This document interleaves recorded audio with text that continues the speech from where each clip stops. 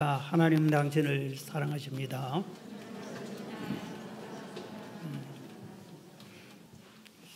오늘은 5월 7일입니다. 그래서 우리 대부분의 교회들이 어린이 주일, 어버이 주일을 같이 지내는 것 같습니다. 우리 교회도 그렇습니다. 어린이 주일 기념은 교육기관에서 자체적으로 하고, 또 우리 장년부는 어버이 주일로, 우리 모두가 어버이지만 대표로 일남전도회원 그리고 1, 2 여전도 회원들에게만 카네이션을 달아줬습니다. 그리고 갈 때 작은 선물을 대표로 우리가 전달됩니다. 여러분 모두가 다 어버이인 줄 믿습니다. 어버이인 여러분 모두 위에 주의 은혜와 평강이 넘치기를 축원합니다. 저는 오늘 아버지의 마음이란 제목으로 말씀을 드리려고 합니다. 아버지여서 어머니는 빼는 것이 아니라 부모님의 마음, 그렇게 해도 같다고 이해를 하시기를 바랍니다. 간단히 본문 설명하면은 어느 집안에 두 아들이 있었습니다. 그런데 철없는 둘째 아들이 성인이 되자마자 본문 보면 결혼 안 한 것 같아요. 그냥 즉시 그냥 아버지에게 졸라대서 내 재산 분깃, 내 목 주십시오 하고 졸라댑니다. 그래서 아버지가 할 수 없이 그 재산 절반을 그 둘째 아들에게 줍니다. 그냥 후다닥 재산 정리해 가지고 이 둘째 아들이 아주 아버지 멀리 떠나서 낯선 타국으로 갑니다. 돈 많으니까 사람이 붙어가지고 사람들과 흥청망청 다 쓴 다음에 거지가 되고 말았습니다. 그런데 마침 그 나라에 흉년이 들었어요. 취직이 안 됩니다. 그러다 보니까 돼지 키우는 우리에서 거기서 돼지를 치워주고 돼지가 먹던 지염 열매를 조금씩 얻어먹는 그런 신세가 되었을 때 이 둘째 아들이 거기서 깨닫습니다. 깨닫는 게 아주 중요한데 깨닫고 스스로 뉘우칩니다. 내가 잘못했다. 또 스스로 뉘우친 게 우리 인생에 제일 중요합니다. 신앙생활에. 그래서 아버지께로 돌아가자. 그렇게 생각을 합니다. 그래서 아버지께로 돌아오는데 아버지가 뜨겁게 환영해 줍니다. 이게 오늘 본문의 말씀입니다. 우리는 아버지가 살아 생전에는 아버지는 변함없이 자식을 사랑한다. 변함없이 끊임없이 자식에 대한 아름다운 그 사랑하는 마음이 있다는 것을 잘 모릅니다. 그런데 아버지가 세상을 떠난 후에야 조금씩 깨닫고 그때서 후회를 하고 뉘우치게 되는 겁니다. 하청호 씨라고 하는 시인이 아버지의 등이라고 하는 시를 지었어요. 그 시를 보면은 아버지의 등에서는 늘 땀 냄새가 났다. 내가 아플 때도 할머니가 돌아가셨을 때도 어머니는 눈물을 흘렸지만 아버지는 울지 않고 등에서는 땀 냄새만 났다. 나는 이제 알았다. 힘들고 슬픈 일이 있어도 아버지는 속으로 운다는 것을, 그 속 울음이 아버지 등에 땀인 것을, 땀 냄새가 속 울음인 것을. 우리가 시니까 깊이 묵상을 해야 되겠지만 아버지의 그 마음을 이렇게 소개하는 시였습니다. 우리나라 가수 중에 참 제가 좋게 여기는 가수 한 분, 혼혈 가수 인순이라고 하는 가수가 있습니다. 이분은 아버지가 미군 병사, 흑인 병사인데 한국 여성과 결혼을 해서 자녀를 낳았는데 인순이가 태어난 겁니다. 흑인과 한국 여성의 혼혈하니까 피부 색깔이 까맣습니다. 머리가 곱슬곱슬 흑인 머리였습니다. 그러니까 온 사람들의 멸시, 조롱, 치탄을 어려서부터 받고 자랐어요. 지금도 그런데 그 시대는 얼마나 많이 고통이 있었는지 모릅니다. 그런데 아버지는 한국의 군 복무 기간이 끝나니까 어머니와 자기를 버리고 미국으로 혼자 훌쩍 떠나버립니다. 아버지의 얼굴이 어리실 때 떠나서 기억이 안 나고 잘 모릅니다. 어떤 분인지 어떻게 생겼는지도 잘 모릅니다. 그런데 세월이 좀 흘러서 아버지가 정신 차렸는지 자기가 한 12살 소녀 시절에 너만 미국으로 오너라 그런 연락 편지가 옵니다. 그런데 어머니를 혼자 두고 떠날 수 없어서 그냥 떠나지 않고 한국서 살았습니다. 그런데 자기에게 특기가 노래를 잘하는 것이 있어요. 그래서 한백희라고 하는 가수가 노래 부르면 뒤에서 백댄서 춤춰주는 그런 일을 했습니다. 그런데 우리 이 한백희라고 하는 가수가 딱 보니까 이 인순이라고 하는 이 자기 백댄서가 노래를 잘하고 아주 끼가 있어요. 그래서 불러보라고 하니까 너무 잘 부릅니다. 그래서 이렇게 마음을 고쳐 먹습니다. 이분이 참 좋은 분인 것 같아요. 네가 가수가 되라. 그리고 후원해 줍니다. 그리고 자기가 매니저가 돼서 도와줍니다. 그래서 인순이란 가수가 태어났습니다. 이분이 한 맺힌 아버지를 생각하면서 물론 가사는 다른 분이 썼지만 그분이 인순이 가수가 부른 아버지라고 하는 노래 가사가 있습니다. 제가 읽어드릴게요. 아버지, 한 걸음도 다가설 수 없었던 내 마음 알아주기를 얼마나 바라고 바래왔는지 눈물이 말해준다. 점점 멀어져 가버린 쓸쓸했던 뒷모습에 내 가슴이 다시 아파온다. 서로 사랑하고 서로 미워하고 누구보다 아껴주던 그대가 보고 싶다. 가까이 있어도 다가서지 못했던 그대 내가 미워했다. 점점 멀어져 가버린 쓸쓸했던 뒷모습에 내 가슴이 다시 아파온다.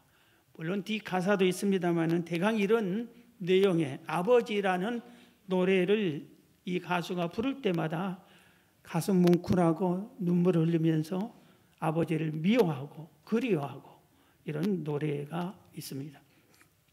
오늘 본문으로 다시 돌아갑니다. 오늘 본문에서 우리는 배워야 할 것이 두 가지를 배워야 되는데 하나는 탕자의 아버지의 마음은 어떤 것인가. 대개 이 본문 가지고는 탕자는 어떤 사람인가를 배웁니다. 그런데 오늘은 탕자의 아버지에 대해서 여러분들이 아버지의 마음, 물론 어머니의 마음, 부모의 마음을 우리들의 부모님의 마음을 배웠으면 하고 또 한 가지는 여기서 탕자의 아버지는 하나님 아버지를 상징합니다. 그렇기 때문에 하나님 아버지에 대해서는 우리 모두가 자식인데 탕자 같은 자식인데 우리가 하나님 아버지의 마음을 우리가 배워야 할 줄로 압니다. 오늘 본문에서 이 탕자의 아버지의 마음에 세 가지를 말씀드리고 싶은데 하나는 자식이 이 둘째 아들이 실패할 줄 알고도 재산을 내어주었습니다. 실패할 줄 알아. 그런데도 졸라대니까 그래 네 하고 싶은 대로 해봐라 하고 그 소원을 들어준 겁니다. 오늘 보면 누가복음 15장 12절에 그 둘째가 아버지에게 말하되 아버지여 재산 중에서 내게 돌아할 분깃을 내게 주소서 하느니라. 아버지가 그 살림을 각각 나누어 주었더니 그럽니다. 자식 이기는 부모가 없다는 우리 옛말이 있는 것처럼 자식이 졸라대면은 어쩔 수 없는 모양입니다. 탕자 아버지도 마찬가지예요. 그래서 들어주었다 이겁니다. 둘째 아들이 재산 절반을 주세요 할 때 아버지가 단호하게 안 된다. 거절해야만 되고 우리 같으면 거절할 것이고 거절할 수밖에 없는 그런 입장입니다. 넌 아직 경험이 없어. 오늘 본문을 보면은 갓 성인이 된 것 같아. 자식 결혼도 안 했어요. 성인이 되자마자 아버지 내 목 주세요. 그런 겁니다. 경험이 너는 부족하다. 네가 무슨 사업을 해봤니? 뭐 직장 생활을 제대로 해봤니? 사회생활 아무것도 못 해봤는데 네가 돈을 주면은 이 큰 돈 가지고 가서 네가 뭘 하니? 실패할 수밖에 없다. 안 된다. 그럴 수 있어요. 그리고 지금은 세상이 새로운 사업을 할 시기가 아니다. 그럴 수 있습니다. 그리고 이 재산을 모으는데 너는 한 푼도 못한 적이 없다.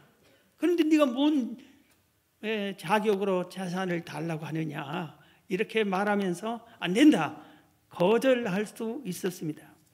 그러나 본문의 탕자의 아버지는 아들이 실패할 줄 알면서도 그의 청을 들어주었습니다. 그런데 특이한 것은 아무 조건도 달지 않았습니다. 이거 줄 테니 이래라, 이래라, 이래라, 이렇게 해라, 이렇게 해라, 보고해라, 이건 이렇게 해야 된다. 아무 조건을 달지 않았습니다. 탕자의 아버지는 탕자가 자기 품 안에 있을 때에도 똑같은 마음으로 사랑했습니다. 지금처럼 내 분깃을 주세하고 반항하며 억지 부릴 때도 이 아들을 사랑하면서 신뢰했습니다. 그리고 빼앗다시피 재산의 절반을 빼서 도망가다시피 집을 떠날 때도 이 아들을 사랑했고 이 아들을 나름대로 신뢰했습니다. 탕자의 아버지는 한결같은 마음으로, 변함없는 마음으로 그 탕자를 사랑하고 믿어주었던 것입니다. 우리가 아버지를 생각하면 때로는 하루 종일 한마디도 아들이 나한테 아는 아버지가 있어요. 자식인 자녀에게 한마디도, 어떨 때는 한 달이 됐는데도 아버지하고 말을 해본 적이 없는 그런 무뚝뚝한 그런 아버지일 수가 있습니다. 그런데 우리가 알아야 할 것은 그런 아버지일지라도 그 아버지의 마음은 자식을 변함없이 뜨겁게 사랑하고 있다는 것을 우리는 깨달아야 되는 겁니다. 하나님 아버지가 그랬습니다. 하나님 아버지가 이 세상을 볼 때는 이 세상에 의인은 없나니 하나도 없었습니다. 모두 하나님을 배신한 저주에 받아야 할 마땅한 채찍 맞아야 할 그런 사람들 뿐이었습니다. 그런데도 하나님은 우리를 사랑했습니다. 그리고 독생자 예수님을 우리 대신 십자가에 못 박여 죽게 내주고 우리를 죄에서 구원해 주셨습니다.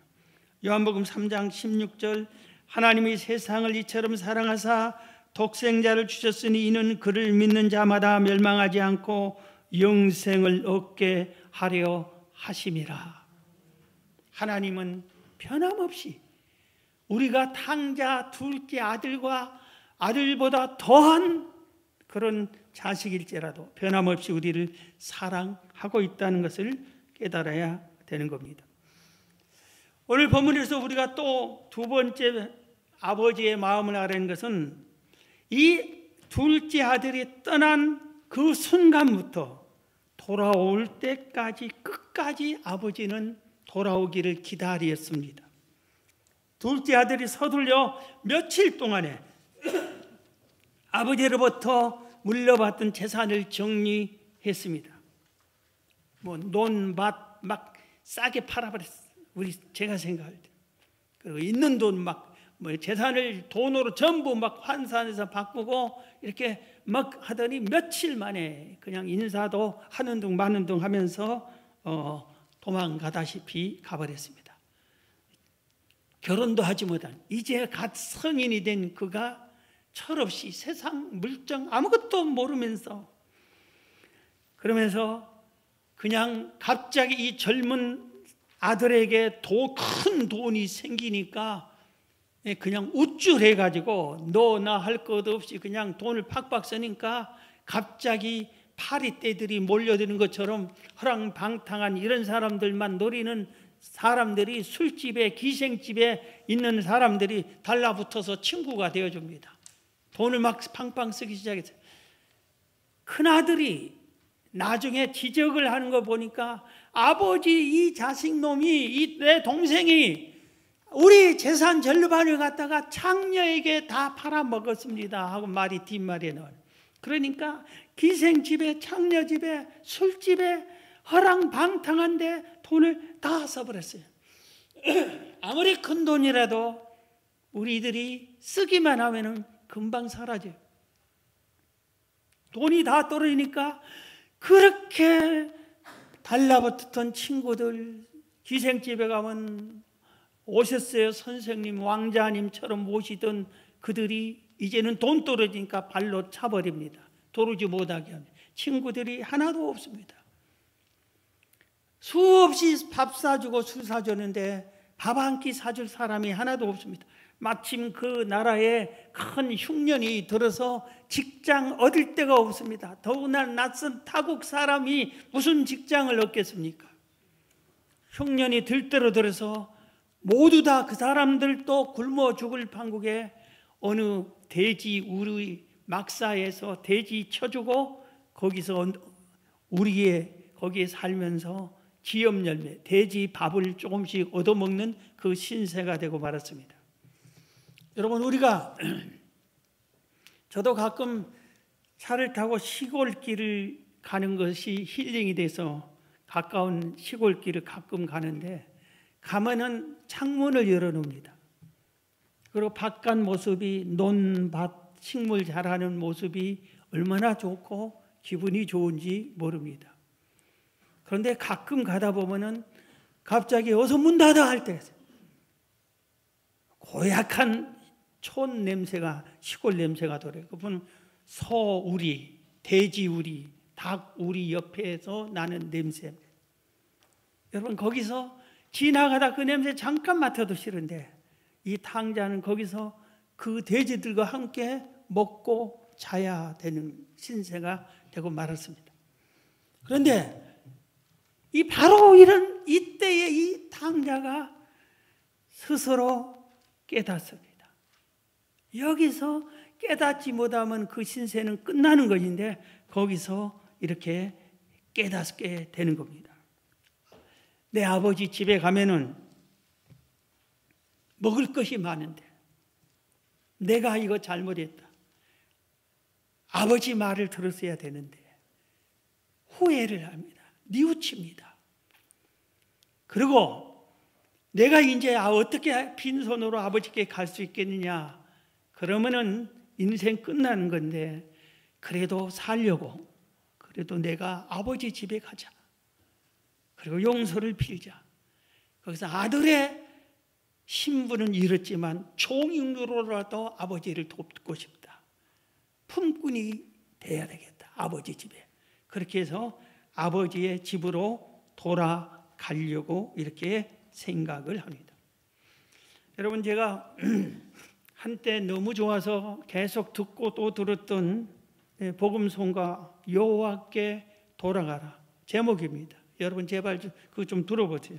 가사만 좀 읽어드릴게요. 내가 불렀으면 좋겠는데 내 백성이 나를 떠나 돌아섰지만 내 사랑이 내 백성을 포기 못하니. 하나님이 스스로 우리들을 생각하면서 하나님 입장에서 지은 가사입니다.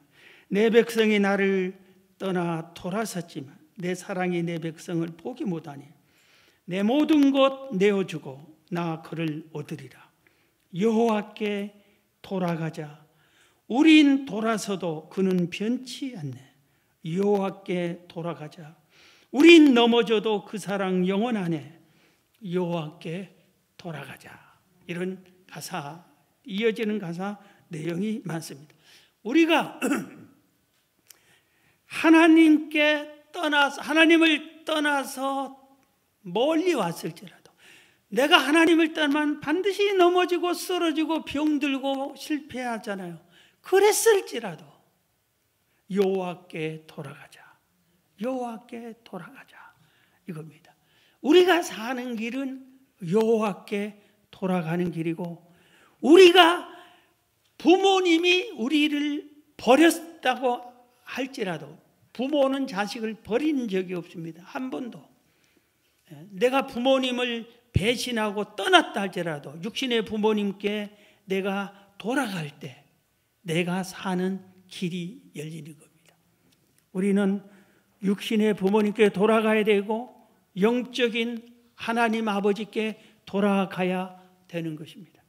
지금 이 상태가 탕자처럼 모든 걸 잃어버리고 아버지의 가슴에 못을 쾅쾅 박았을지라도 내가 사는 길은 돌아가는 길이고 참된 효도는 돌아가는 길입니다. 효도는 아버지 품으로 돌아가는 거예요. 하나님이 가장 기뻐하는 것은 의인 99명이 찬양하며 예배하는 것보다 한 죄인이 돌아오는 것이 더 기쁘다고 하셨습니다. 우리는 여호와께로 돌아가야 됩니다. 어서 오라고 부른 하나님께로 돌아와야 되는 겁니다. 자, 오늘 본문에서 마지막 한 가지 얻을 것은 돌아온 아들을 아버지가 어떻게 대하는가 이겁니다.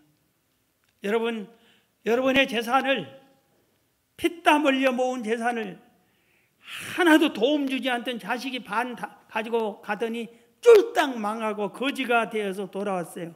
그러면 여러분 어떻게 하실 겁니까? 그 자식이 어떻게 할 거예요? 그런데 이 아들이 돌아올 때 이 탕자의 아버지는 용서합니다. 그리고 환영합니다. 그리고 큰 잔치를 베풀어 줍니다.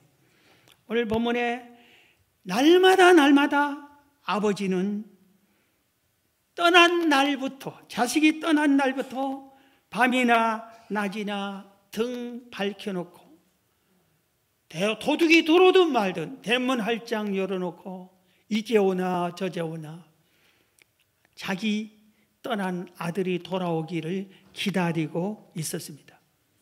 그런데 어느 날 먼 길 저쪽에 아주 익숙한 모습이 보이기 시작하는데 누더기 거지 옷을 입은 둘째 아들입니다. 둘째 아들인 것을 깨달은 그 순간에 아버지는 맨발로 뛰어가서 그 둘째 아들을 껴안고 유대인식으로 인사로 양볼에 입술에 키스를 하고 가장 뜨거운 마음으로 환영을 합니다. 너희는 재산은 어땠어? 이 꼴이 뭐냐?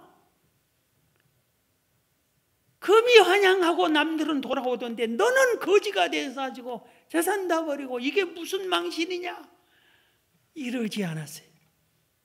다 이런 그 자식을, 그 냄새 나는 그 아들을 품에 껴안았습니다. 그리고 잘 왔다. 얼마나 기다렸는지 모른다. 그리고 뜨겁게 인사를 한 후에 종들을 불렀습니다. 어서 빨리 목욕을 시켜라. 너희들의 주인입니다. 가장 좋은 옷을 입혀라. 그리고 가락지를 끼워주라 했습니다. 여기서 가락지를 끼워준다는 것은 제가 언젠가 배너 얘기할 때도 얘기했지만 이 시대에 반지를 끼워주는 것은 상속자라는 의미예요. 나의 모든 것은 네 것이다 하고 상속자라는 의미예요. 그리고 종들을 또 불러서 살찐 송아지를 잡아라. 그리고 온 동네 사람 초청해서 잔치를 베풉니다. 잃었던 내 아들, 죽은 줄 알았던 내 아들이 살아서 돌아왔습니다. 그리고 잔치를 이렇게 베풀어 줍니다. 큰아들이 상당히 불쾌하고 아버지 나한테는 친구들 먹으라고 염소 한 마리 잡아준 적 없더니 우리 재산 탕진하고 돌아온 이 동생 녀석 뭐가 잘났다고 살찐 송아지를 잡고 이 난리입니까? 이런 식으로 아주 섭섭해해도 개념치 않고 이 아들을 끝까지 받아줍니다. 성경은 말합니다.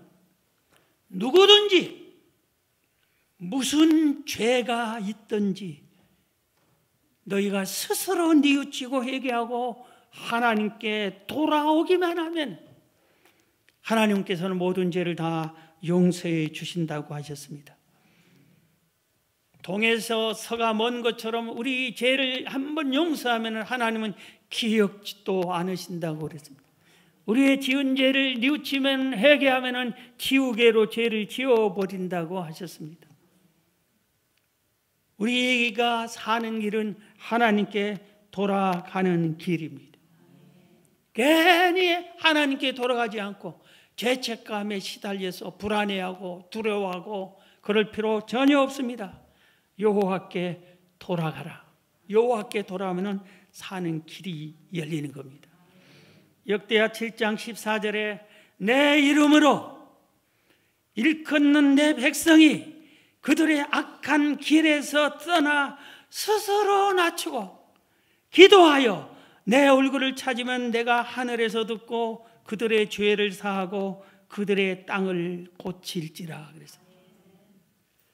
시편 34편 18절에도 여호와는 마음이 상한 자를 가까이 하시고 충심으로 통회하는 자를 구원하시는도다 했습니다. 사랑하는 성도 여러분, 여러분이 하나님 앞에 무슨 죄를 지었든지, 육신의 부모님께 무슨 죄를 지었든지 하나님께로 돌아가야 되고 육신의 부모님께 돌아가야 됩니다. 그리고 스스로 회개하고 뉘우치고 돌아오면 다 용서를 받을 줄로 믿습니다. 다윗 같은 사람도 살인죄, 간음죄를 짓고도 회개하니까 하나님이 용서해 주고 그 뒤를 더 축복해 주셨어요. 요나다 같은 사람은 사명을 버리고 도망가서 풍랑을 만났지만 뉘우칠 때 다시 기회를 주셨어요. 바울도 예수님을 3번이나 부인하고 예수님을 3번이나 저주했지만 뉘우치고 회개할 때 위대한 사도로 만들었습니다.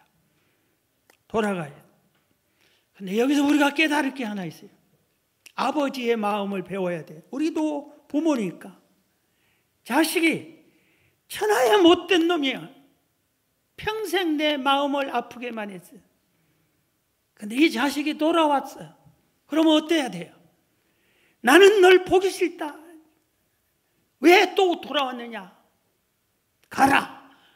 여러분, 그것은 참 부모가 아닙니다. 자식이 무슨 죄를 짓고 무슨 피해를 입히고 무슨 손해를 끼쳤을지라도, 우리 가문의 명예를 먹칠을 했을지라도 그가 뉘우치고 돌아오면은 탕자 아버지처럼 우리는 받아들여야 됩니다. 잘 왔다. 정말 잘 왔다. 새 출발하자. 너는 내 자식이다. 이런 식으로 우리는 받아들여야 되는 것입니다. 찬송가 527장에 이런 가사가 있습니다. 어서 돌아오, 어서 돌아오. 지은 죄가 아무리 무겁고 크기로 주 어찌 못 담당하고 못 받으시리요. 우리 주의 넓은 가슴은 하늘보다 넓고 넓어. 어서 돌아오, 어서 돌아오. 우리 주는 날마다 기다리신다오. 밤마다 문 열어놓고 마음 졸이시며 나간 자식 돌아오기만 밤새 기다리신다오. 한 분 소개하고 말씀을 마칩니다. 경상남도 산천이라고 하는 이 시골, 작은 시골 마을에 아주 가난한 집에 박찬석이라는 어린아이가 태어났습니다. 그런데 그 부모님은 너무 가난한 시절, 그 시대에, 그래서 초등학교, 보통 학교를 다니지를 못했어요. 쉽게 말해서 두 분 다 글을 모르신 분이에요. 그런데 내가 못 배운 게 한이 돼서 자식이라도 잘 가르쳐야 되겠다 그랬습니다. 그러고 나서 이 찬석이가 초등학교, 그 당시 국민학교를 졸업하니까 큰 마음 먹고 형편은 도저히 안 되는데 대구로 유학을 보냅니다. 그래서 대구 중학교 1학년이 됐습니다. 그런데 중학교 1학년이 공부를 정신 차리고 혼자 있는데 잘할까요? 공부하기가 죽어도 싫었어요. 부모님 밑에 있을 때는 할 수 없이 부모님이 공부해라 하니까 하는 척을 좀 했는데 대구에 와서 보니까 아무도 누가 공부하라는 소리를 안 했는데 실컷 놀았어요. 여름방학이 됐어요. 그러면 뭘 주죠? 성적표를 줘요. 통신표 그랬죠, 그때는. 저도 그런 거 많이 받아봤어요, 그 시대. 딱 보니까 자기 반이 68명이에요. 68명 중에 68등 꼴등을 했습니다. 그런데 아버지가 자기를 공부시킨다고 대구까지 유학을 보내서 쌀 팔고 팥 팔고 콩 팔고 그렇게 어렵게 해서 이렇게 유학을 보냈는데 꼴등에 가고 갔는데 도저히 들어가기가 어려워요. 그래서 그때 당시 그 많은 사람들이 했던 것처럼 잉크로 석차를 쓴 것을 춤발라서 이렇게 해서 68등 중에 1등으로 고쳤습니다. 그러니까 그 성적표를 가지고 설정 내밀고 그냥 숨었습니다. 아버지, 어머니는 그걸 잘 모르는데 속아 넘어간 것 같았어요. 그래서 됐다 했는데 친척들이 와가지고 문제를 일으켰어요. 찬석이 대구로 유학 보냈는데 공부 어떻게 했어? 너나 거기 뭐 동네 친척들이 있고 많으니까 와서 이렇게 하니까 아버지가 이렇게 얘기했습니다. 앞으로 봐야지. 이번에는 1등 했는가 봐. 1등 했다고 얘기를 했어요. 그러니까 친척들이 좋아가지고 야, 우리 집안에 인물 났다. 가. 찬석이가 공부를 잘해. 대구에서도 1등 했단다. 그러고 막 다니니까 동네 사람들이 그럼 한 통 내야지 하고 막 하다 보니까 집안에 재산 1호가 돼지 한 마리 키운 게 있어요. 돼지 한 마리. 그걸 잡아서 동네 사람들 잔치를 해줬어요. 그런데 그 고기를 먹으라고 하는데 이 어린 중학교 1학년 거짓말쟁이 찬식이 먹을 수 없어서 도망갑니다. 그리고 강가로 가서 차라리 죽어버리자. 강가에 가서 강가가 시골 강이 얼마예요? 허리도 안 차는 이 조그마한 거기서 머리를 쳐박고 숨 안 쉬면 죽겠지 하는데 그게 죽어집니까? 키가 깊어야 죽지. 죽지 못하고 두 주먹으로 머리를 때리면서 내가 왜 이랬던 거? 왜 놀기만 했던 거? 왜 꼴등 났던 거? 방법이 없어요. 며칠 끙끙 앓다가 방법을 하나 찾아냅니다. 안 되겠다. 죽어라 공부하자. 그래가지고 공부를 하기 시작을 합니다. 공부를 했어요. 열심히 공부를 해가지고 이제 고등학교를 들어가고 대학을 나오고 박사가 되고 대학 교수가 됐어요. 그렇게 교수가 된 지 17년, 이 사건이 1등 사건 사기친 지 33년이 되던 해에 여름에 아버지 어머니 있는 곳에서 그걸 아무래도 이제 잘못했다고 그때 사실을 고백하려고 이렇게 얘기를 했습니다. 벌써 결혼해서 자식도 민우라는 아들도 낳았어요. 그래서 아버지한테 참아 못하고 두 분이 있는데 어머니 그러니까 33년 전에 제가 1등 한 거에 하니까 아버지가 딱 말을 가르치더니 나도 안다. 그렇게 얘기를 했습니다. 그러면서 네 아들 민우가 듣는다. 그만해라. 아버지는 33년 전에 잉크를 침배를 쳐서 지우고 1등을 고친 것을 알았어요. 그래도 이 아들이 행여나 잘못될까 봐, 또 이 아들이 혹시 잘못돼서 망하고 실패하고 잘못된 길로 갈까 봐서 속아 넘어준 겁니다. 그래서 이 박찬석 교수는 더 열심히 노력해서 경상북도에서 제일 좋은 대학 경북대학교 총장이 됐어요. 그분이 총장이 되고 나서 쓴 글을 제가 읽은 겁니다. 맨 마지막에 이렇게 썼어요. 지금은 내가 박사요, 교수요, 경북대 총장인 내가 아버지는 어떤 분인가? 내 아버지는 어떤 분인가? 그 다음에 또 하나, 나는 어떤 아버지가 되어야 하는가?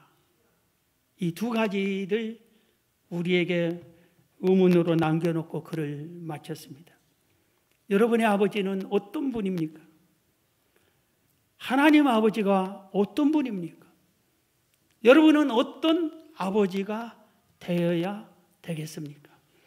최근에 이거 다 옳은 건 아니지만 어느 칼럼에 자녀들이 존경하는 아버지는 이런 거라겠어요. 그거 다 뭐 맞다고 할 수는 없겠지만 평소 삶에서 진실을 보여주는 아버지, 자녀들의 생각을 배려하고 인정해주는 아버지, 부모의 욕심으로 자녀를 대하지 않는 아버지, 긍정적이고 밝은 표정을 가진 아버지, 자녀와 동반 성장해가는 아버지, 이런 아버지를 존경하고 싶다고 젊은 사람들이 조사를 했습니다. 말씀을 마치겠습니다. 여러분, 탕자 아버지의 마음을 여러분들도 이어받으시기 바랍니다. 그리고 하나님 아버지는 여러분의 아버지입니다. 하나님 아버지의 뜻을 찾는, 하나님 아버지께로 돌아가는 여러분이 다 되시기를 주의 이름으로 축원합니다.